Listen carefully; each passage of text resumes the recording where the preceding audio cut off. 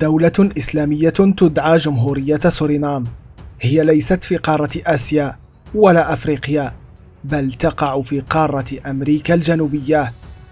هيا بنا لكي نتعرف على هذه الدولة الغريبة والمسلمة.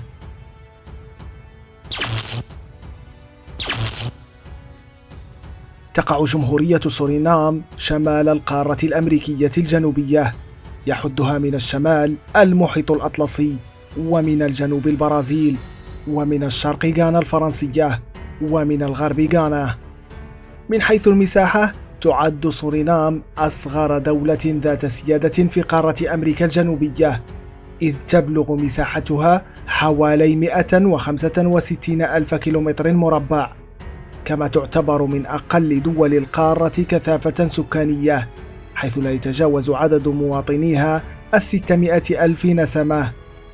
الاسم الذي كانت تعرف به سورينام قديما هو نيو أمستردام أو أمستردام الجديدة، كما كانت تعرف أيضا بغيانا الهولندية، والسبب في ذلك يعود إلى أنها كانت مستعمرة هولندية، رغم أن مساحتها تبلغ 4 أضعاف مملكة هولندا نفسها،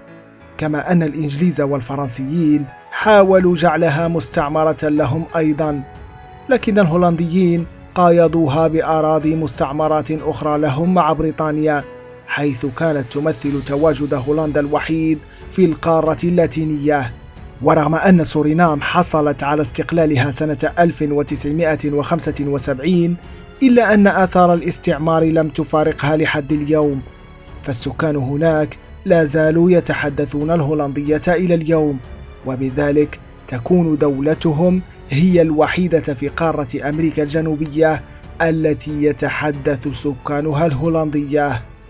رغم أن غالبية السكان في سورينام هي من أصل هندي أو باكستاني، إلا أن البلد يتميز بتنوع عرقي كبير، فبالإضافة إلى الهنود والباكستانيين يوجد أيضا الكريول، والذين يعتبرون أبناء النساء السود الذين أنجبوا من رجال بيض، وأيضا الشرق آسيويين والأفارقة المعروفون بالمارون، كما تتواجد هناك أقلية من السكان الأصليين والأوروبيين وغيرهم. والسبب في هذا التنوع العرقي الكبير في سورينام هو أن الهولنديين كانوا يعتبرون المستعمرة القديمة مزرعة لهم، فجلبوا لها العمال من جميع مستعمراتهم الأخرى، والتي كانت تقع في إفريقيا وإندونيسيا والهند والصين.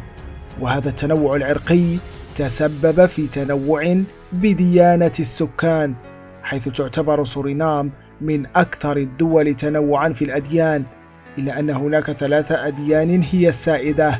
وهي الإسلام والمسيحية والهندوسية،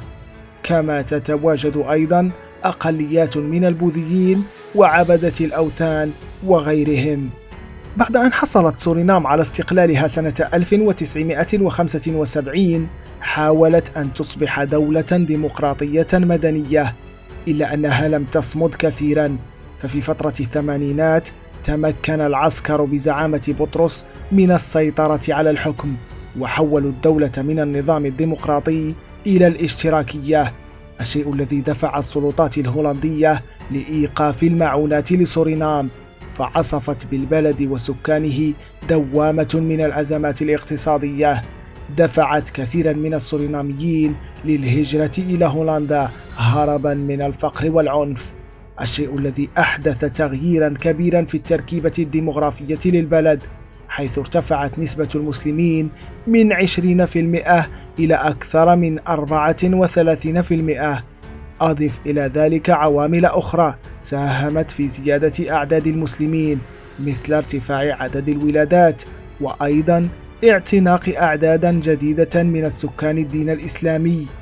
ويعد الإسلام في سورينام واحدا من أقدم الديانات التي استوطنتها، حيث جاء به العبيد الأفارقة منذ القرن السادس عشر، وكذلك العمال الهنديون والأندونيسيون في القرن السابع عشر والثامن عشر،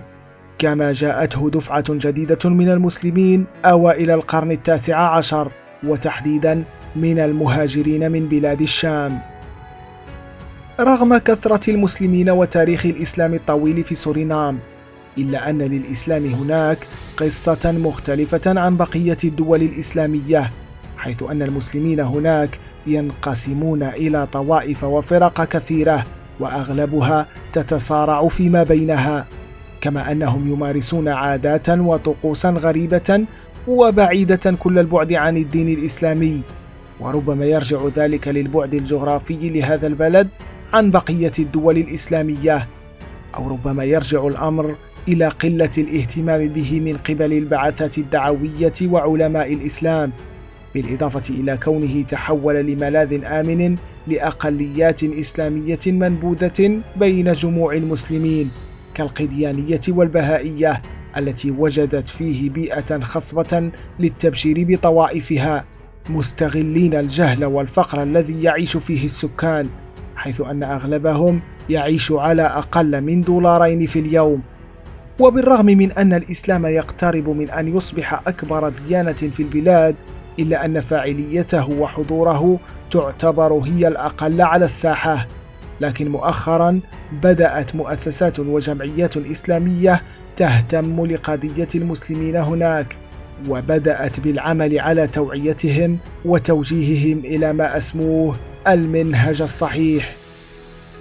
ولا تستغرب إذا علمت أن بعض المسلمين هناك، وخصوصا الذين تعود أصولهم لإندونيسيا، يصلون باتجاه الغرب، رغم أن القبلة بالنسبة لسورينام توجد في الشرق. والسبب في ذلك هو أنهم كانوا يصلون في بلدهم الأصلي باتجاه الغرب، فلم يصححوا قبلتهم وظلوا على ذلك إلى الآن. لا تنسى أن تترك رأيك في تعليق، وأيضا لا تنسى الضغط على زر الإعجاب والاشتراك في القناة إذا كنت لم تفعل ذلك بعد. ننتظر آراءكم واقتراحاتكم، ودمتم بألف خير.